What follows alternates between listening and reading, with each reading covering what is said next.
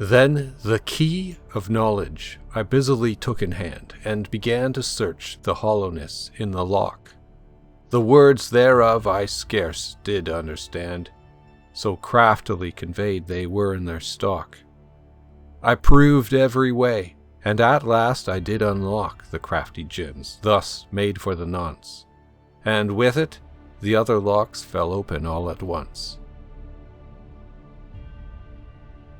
The Edge of Thought presents a reading by Tom Pache from Elias Ashmole's Theatrum Chemicum Britannicum. This is Bloomfield's Blossoms, or The Campe of Philosophy, by William Bloomfield, 1557.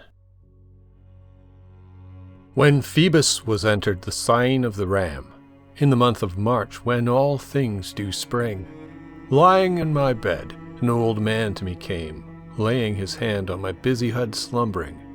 I am, said he, Tyme, the producer of all thing. Awake and rise, prepare thyself quickly. My intent is to bring thee to the Campe of Philosophy. Blooms and blossoms plentifully in that field, being pleasantly flourishing, decked with colour gay. Lively water fountains, eke beasts, both tame and wild, overshadowed with trees fruitful on every spray. Melodiously singing, the birds do sit and say, Father, Son, and Holy Ghost, one God in persons three. Empery and honour be to thee, O Holy Trinity. Lo, thus, when he had said, I arose quickly, doing on my clothes in haste with agility.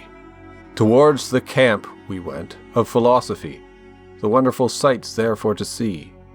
To a large great gate Father Time brought me, which closed was. Then he to me said, Each thing hath his time, be thou then nothing dismayed. Then great admiration I took unto myself, with sore and huge perturbation of mind, beholding the gate fastened with locks 12. I fancied but smally that Time should be my friend. Why studiest thou, man? Quoth he. Art thou blind? With a rod he touched me, whereat I did down fall into a strong sleep, and in a dream he showed me all. Igitur audite somnium meum quod vidi. In the 1000th year of Christ, 557, in the month of March, asleep as I did lie, late in the night of the clock about 11, in spirit wrapped, I was suddenly into heaven, where I saw, sitting in most glorious majesty, three I beholding, adored but one deity.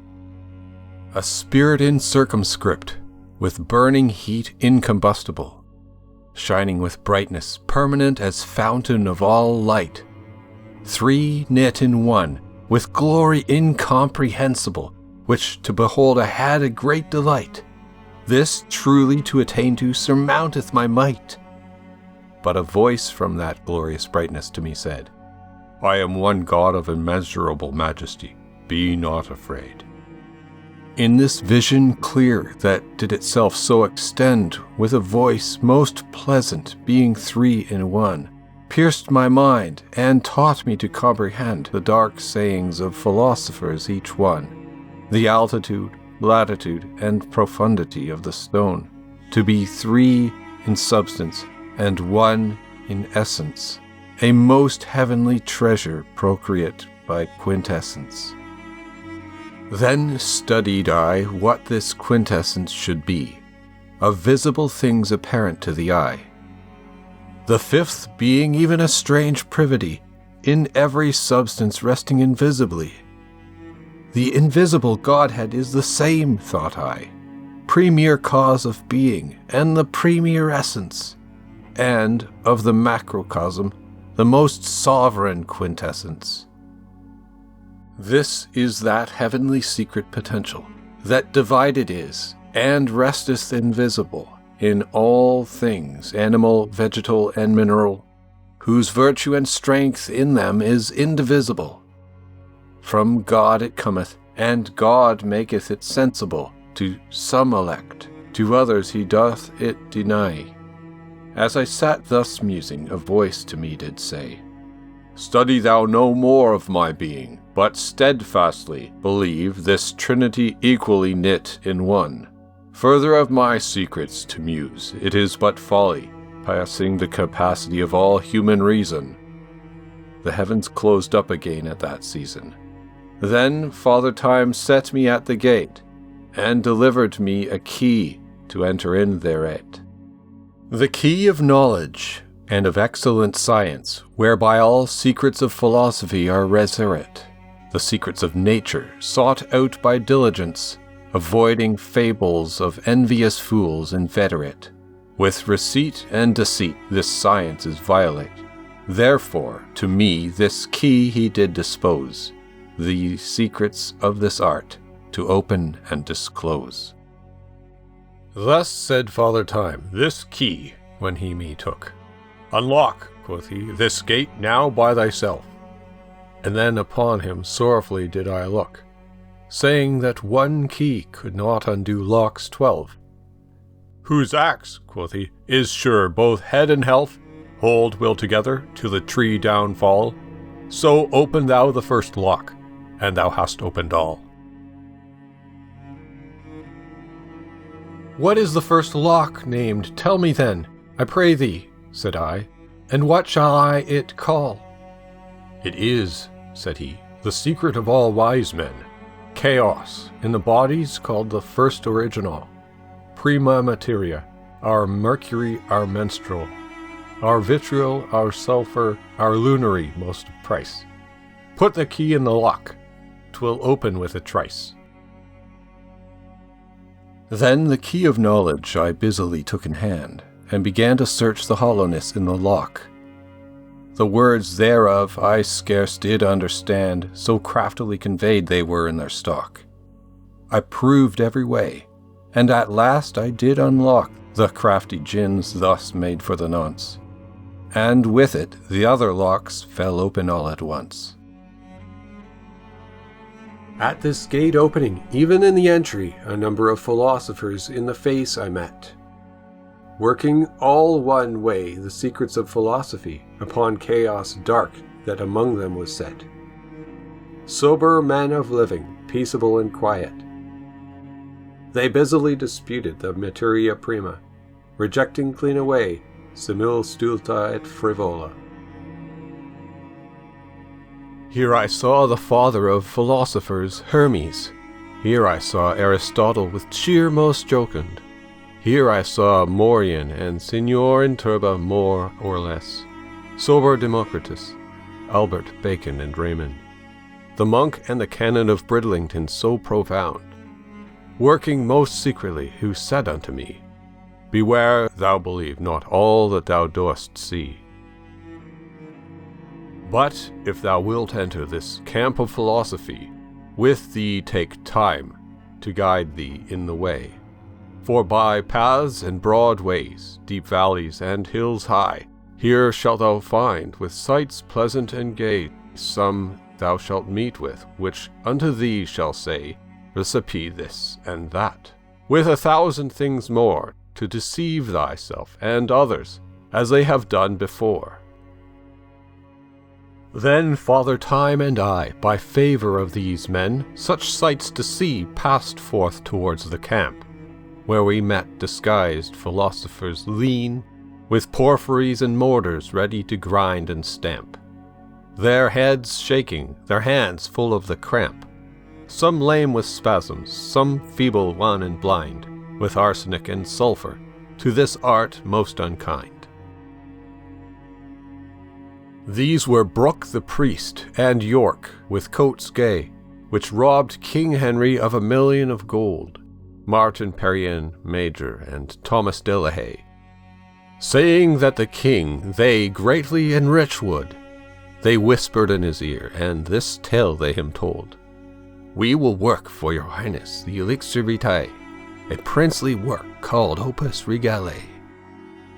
Then brought they in the Vicar of Malden with his green lion, that most royal secret, Richard Wrecker and little Master Eden, their metals by corrosives to calcine and fret. Hugh Oldcastle and Sir Robert Green with them met, roasting and boiling all things out of kind, and like philosophers left oft with loss in the end. Yet brought they forth things beautiful to sight, deluding the king thus from day to day, with copper citronate for the red, and albified for the white, and with mercury rubified in a glass full gay. But, at the last, in the fire, they went away. All this was because they knew not the verity of altitude, latitude, and profundity. Thence Father Time brought me into a wilderness, into a thicket having by-paths many one. Steps and footings I saw there more and less, wherein the aforesaid men had wandered and gone. There I saw marcasites, minerals, and many a stone. As iridis, talc, and alum lay digged from the ground, the mines of lead and iron that they had out-found. No marvel, I trow, though they were much set by, that with so great riches could endue the king. So many sundry ways to fill up his treasury, with filthy matters great charges in to bring. The very next way a prince to bring to begging, and make a noble realm and commonwealth decay. These are royal philosophers, the clean contrary way. From thenceforth I went, Time being my guide, through a green wood, where birds sing clearly, till we came to a field pleasant, large and wide, which he said was called the Campe of Philosophy. There down we sat to hear the sweet harmony of diverse birds and their sweet notes singing, and to receive the savour of the flowers springing. Here Juno, here Pallas, here Apollo do dwell. Here true philosophers take their dwelling place. Here duly the Muses 9 drink of Pyrene's well. No boasting broiler here the art can deface. Here Lady Philosophy hath her royal palace, holding her court in most high consistory, sitting with her counsellors most famous of memory. There one said to me, an ancient man was he, declaring forth the matter of the stone, saying that he was sent thither to counsel me, and of his religion to choose me to be one. A cloth of tissue he had him upon, verged about with pearls of colour fresh and gay. He proceedeth with his tale, and again he did thus say, Here all occult secrets of nature known are. Here all the elements from things are drawn out. Here fire, air, and water in earth are knit together. Here all our secret work is truly brought about. Here thou must learn in thy business to be stout. Night and day thou must tend thy work busily, having constant patience, never to be weary. As we sat talking by the rivers running clear, I cast mine eye aside, and there I did behold a lady most excellent sitting in an arbour, which clothed was in a robe of fine gold, set about with pearls and stones manifold. Then asked I Father Time what she should be. Lady Philosophy, quoth he, most excellent of beauty. Then was I stricken with an ardent audacity, the place to approach to where I saw this sight. I rose up to walk, and the other went before me, against the arbour, till I came forth right. There we all three, humbly as we might, bowed down ourselves to her with humility, with great admiration extolling her felicity. She showed herself both gentle and benign. Her gesture and countenance gladded our coming. From her seat imperial she did herself decline, as a lady loving perfect wisdom and cunning. Her goodly poems her beauty was surmounting. Her speech was decorate with such aureate sentence, far excelling famous Tully's eloquence. Then Father Time unto that lady said, Pleaseth it your highness this poor man to hear, and him to assist with your most gracious aid? Then she commanded him with me to draw near. Son, said the lady, be thou of good cheer. Admitted thou shalt be among great and small, to be one of my scholars principal. Then she committed me to Raymond Lully, commanding him my simpleness to instruct, and into her secrets to induce me fully, into her privy garden to be my conduct. First into a tower most beautiful construct Father Raymond me brought, and thence immediately he led me into her garden planted deliciously. Among the fair trees, one tree in special, most vernant and pleasant, appeared to my sight. A name inscribed, the tree philosophical, which to behold I had great delight. Then to philosophy my truth I did plight, her majesty to serve, and to take great pain, the fruits of that tree with Raymond to attain. Then Raymond showed me buds 15, springing of that tree, and fruits 15 more, of the which said tree proceeds that we do mean, that all philosophers covet to attain unto the blessed stone, one in number and no more. Our great elixir, most high of price, our azote, our basilisk, our aedrop, and our cockatrice. This is our antimony and our red lead, gloriously shining as Phoebus at midday. This is our crown of glory and diadem of our head, whose beams resplendent shall never fade away. Who attains this treasure can never decay. It is a jewel so abundant and excellent that one grain will endure ever to be permanent. I leave thee here now our secrets to attain. Look that thou earnestly my counsel do ensue. There needs no blowing at the coal, business nor pain, but at thine own ease here mayst thou continue. Old ancient writers believe, which are true, and they shall thee learn to pass it to bring. Beware therefore of too many, and hold thee to one thing. This one thing is nothing else but the lion green, which some fools imagine to be vitriol romaine. It is not of that thing which philosophers mean, for nothing to us any corrosive doth pertain.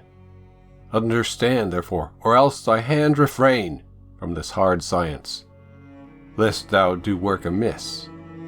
For I will tell thee truly.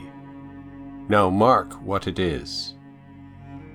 Green of colour, our lion is not truly, but vernant and green, evermore enduring. In most bitterness of death he is lively, in the fire burning he is evermore springing. Therefore the salamander by the fire living, some men do him call, and some another name, the metalline menstrual. It is ever the same. Some call it also a substance exuberate, some call it mercury of metalline essence, some limus deserti from his body evacuate, some the eagle flying from the north with violence, some call it a toad for his great vehemence, but few or none at all do name it in his kind. It is a privy quintessence. Keep it well in mind. This is not in sight, but restest invisible, till it be forced out of chaos dark, where he remaineth ever indivisible. And yet in him is the foundation of our work. In our lead it is, so that thou it mark. Drive it out of him, so out of all other. I can tell thee no better, if thou wert my brother.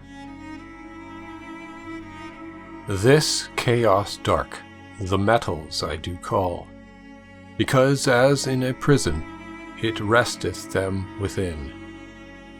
The secret of nature they keep in thrall, which by a mean we do warily outtwin. The working whereof the easier to begin, lift up thy head and look upon the heaven, and I will learn thee truly to know the planets 7.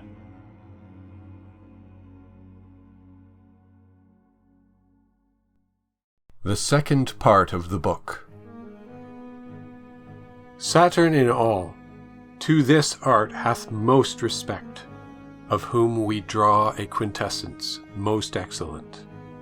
Unto our magistry himself he doth connect, united in quality, and also made equivalent in strength and in virtue.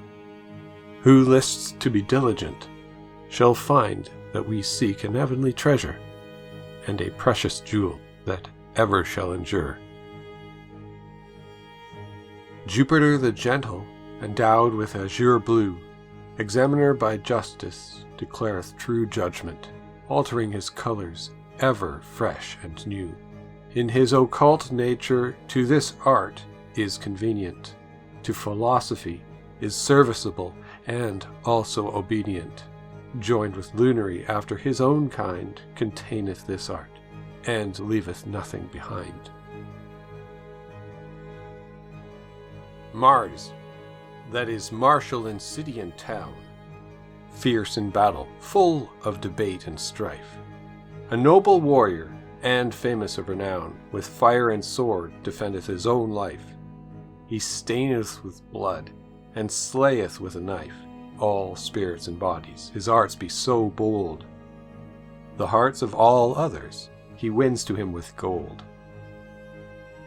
The sun, most glorious, shining with power potent, above all other fair planets 7, shedding his light to them all indifferent, with his golden beams and glistering shine, he lighteth the earth and the firmament of heaven.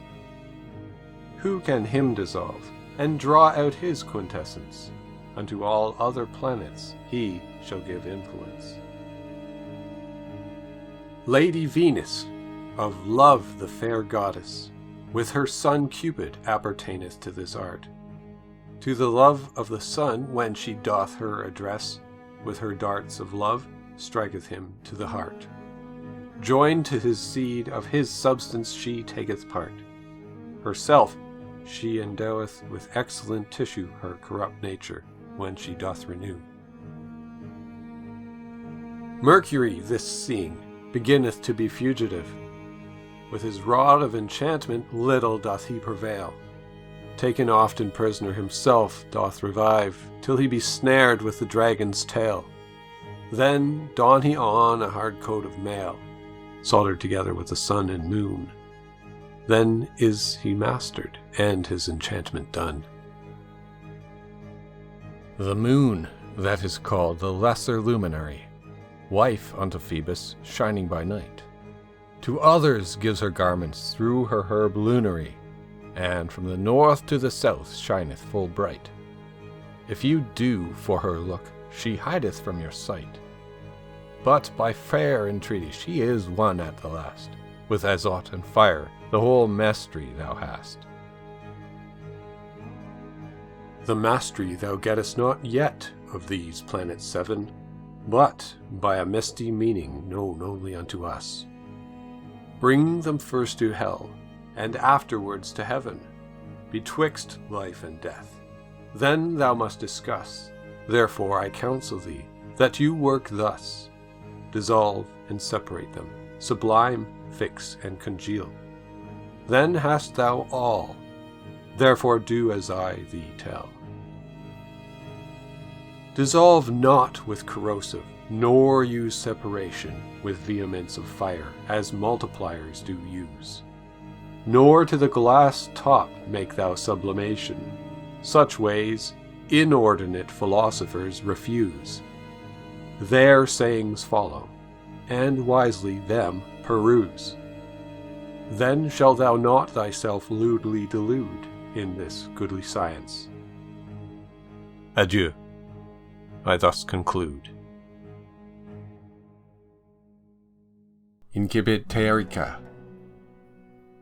We intend now, through grace divine, in few words of chaos for to write. Light from darkness to cause forth to shine, long before hidden as I shall recite. In everything unknown it is requisite, a secret to search out which is invisible, material of our mastery, a substance insensible. Because I should not seem to enclose long-hidden secrets unto me committed of my Lord God, therefore plainly of chaos my purpose shall be thereof to be acquitted. For dangerous burdens are not easily lighted. In faith, therefore, I shall myself endeavor lightly to discharge me before God forever. Devotely therefore unto thee, O Lord, I call. Send me thy grace to make explication of chaos, for thou art opener of secrets all, which ever art ready to hear the supplication of thy meek servants, which with hearty humiliation to thee do I apply. Send me now thy grace, of thy secrets to write in due order, time and place. Chaos is no more to say.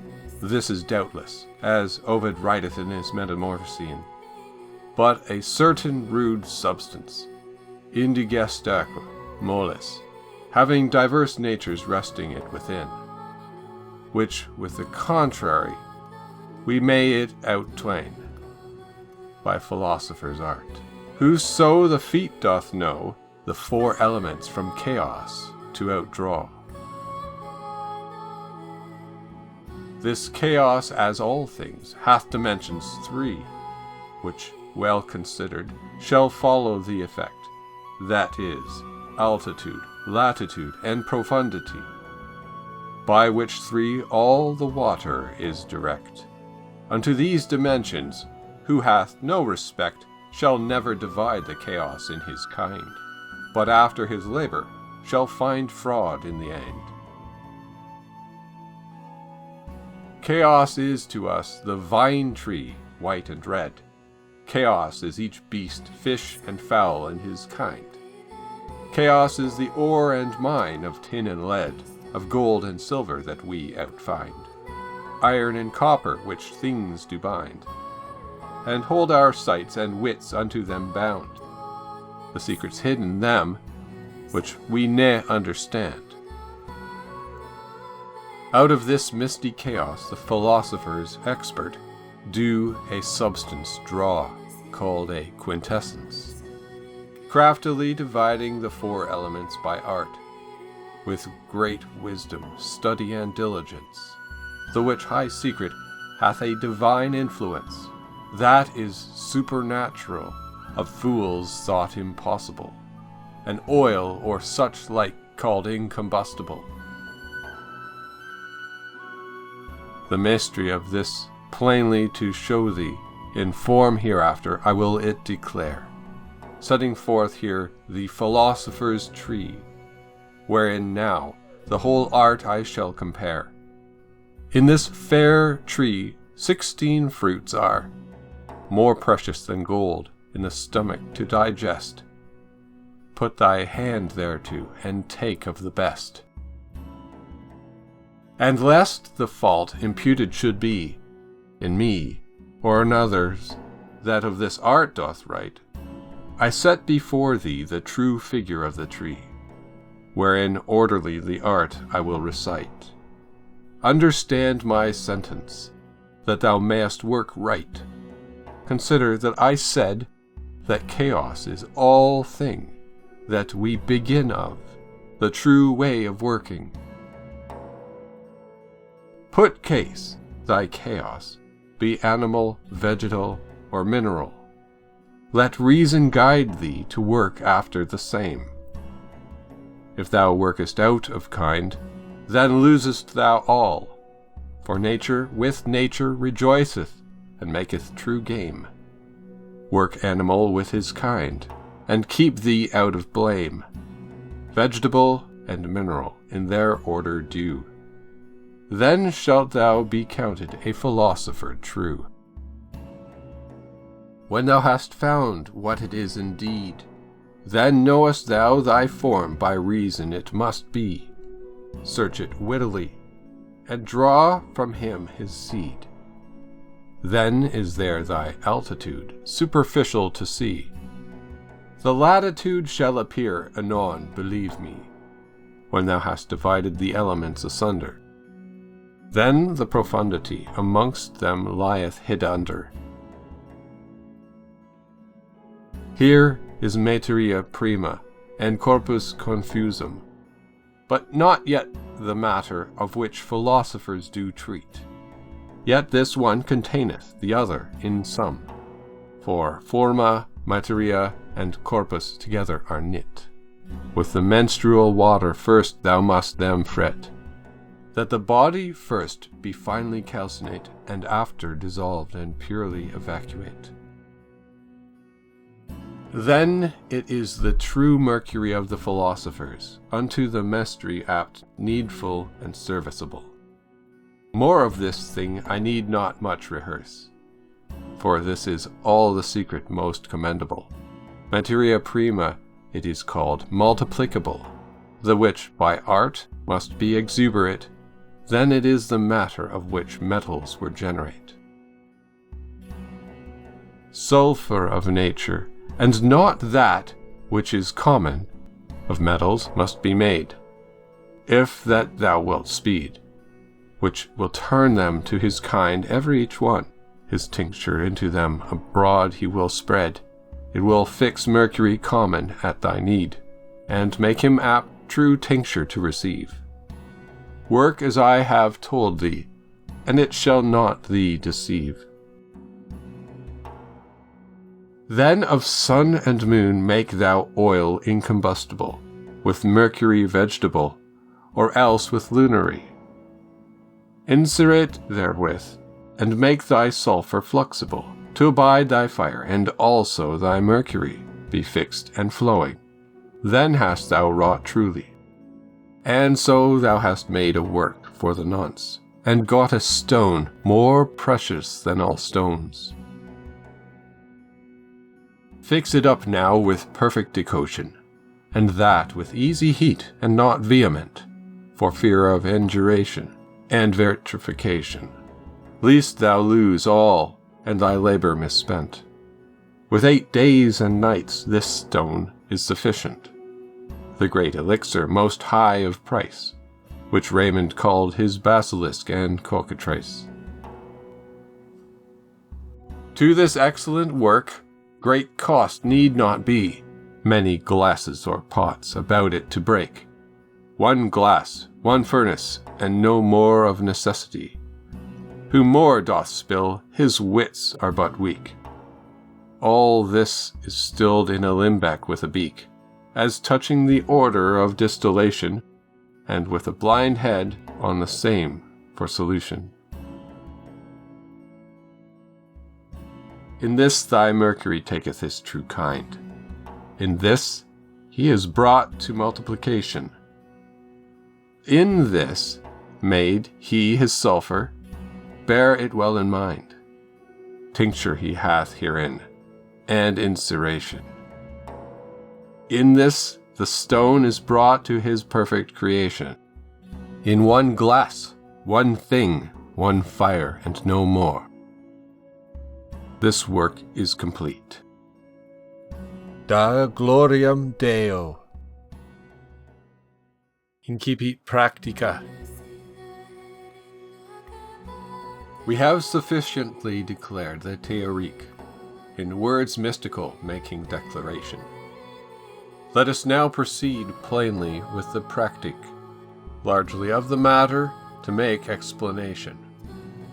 I will, therefore, that you mark well my narration, as true disciples my doctrine to attend, my testament and last will to you I do commend.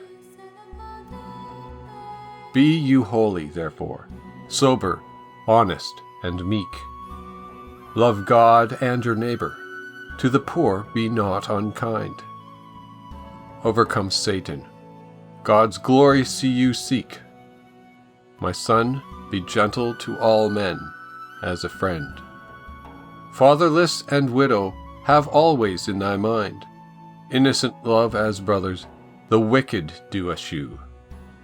Let falsehood and flattery go, lest thou it rue. Devotely serve God, call daily for his grace. Worship him in spirit with heart contrite and pure. In no wise let Satan thy prayers deface. Look thou be steadfast in faith and trust most sure. Lay up treasure in heaven, which ever shall endure. In all adversity be gentle in thy heart against thy foe. So shall thou him convert. Most heartily therefore, O Lord, to thee I call, beseeching thee to aid me with thy heavenly grace. Lovingly thy Spirit upon me down let fall, overshadowing me that I at no times trespass. My Lord and my God, grant me to purchase full knowledge of thy secrets, with thy mercy to win. Intending thy truth, this practice I begin. Listen thou, my son, and thine ears incline. Delight have thou to learn this practice, sage and true. Attend my saying, and note well this discipline. These rules following, do as it doth ensue. This labor once begun, thou must it continue, without tedious sluggardness and slothful weariness. So shalt thou thereby acquire to thee great riches. In the name of God, this secret to attain, join thou in one body with a perfect unity. First the red man and the white woman, these twain. One of the man's substance and of the woman's three. By liquefaction joined together must they be, the which conjunction is called diptative, that thus is made between man and wife. Then after that they be one body made, with the sharp teeth of a dragon finally, bring them to dust. The next must be had, the true proportion of that dust truly, in a true balance, weighing them equally. With 3 times as much of the fiery dragon, mixing all together, then hast thou well done. Thy substance thus together proportionate, put in a bed of glass, with a bottom large and round. There, in due time to die, and be regenerate into a new nature, 3 natures into one bound. Then be thou glad that ever thou it found. For this is the jewel shall stand thee most instead, the crown of glory and diadem of thy head. When thou hast thus mixed thy matter as is said, stop well the glass, that the dragon go not out, for he is so subtle, that if he be overlaid with fire unnatural, I put thee out of doubt, for to escape he will search all about. Therefore, with gentle fire look that thou keep it in. So shalt thou of him the whole mastery win. The whole mastery hereof duly to fulfill, set thy glass and matter upon thine athanor, our furnace called the philosopher's dunghill, with a temperate heat working evermore. Night and day continually have fuel in store, of turf, of sawdust, or dry chopped sedges, that the heat be equivalent to the hen upon her eggs. Such heat continually look thou do not lack. 40 days long for their perfect union in them is made, for first it turns black. This color betokens the right putrefaction. This is the beginning of perfect conception of your infant into a new generation, a most precious jewel for our consolation. 40 days more, the matter shall turn white, and clear as pearls, which is a declaration of voiding away of his cloud's dark night. This showeth our infant's full organization, our white elixir most clear in his creation. From white into all colors withouten fail, like to the rainbow or the peacock's tail. So forth augment thy fire continually, under thy matter easily they must be fed. Till these colors be gone, use it wisely, for soon after appeareth yellow, the messenger of the red. When that is come, then hast thou well sped, and hast brought forth a stone of price, which Raymond calls his basilisk and cockatrice. Then 40 days to take his whole fixation, let it stand in heat most temperate, that in that time thou spare thy fermentation, to increase him withal, that he be not violate. Beware of fire and water, for that will it suffocate. Take 1 to 100 of this confection, and upon crude mercury make thou projection. 1 of thy stone, I mean, upon 100-fold, after the first and second right fermentation, of mercury crude turneth it to fine gold, as fine, as good, and as natural in ponderation.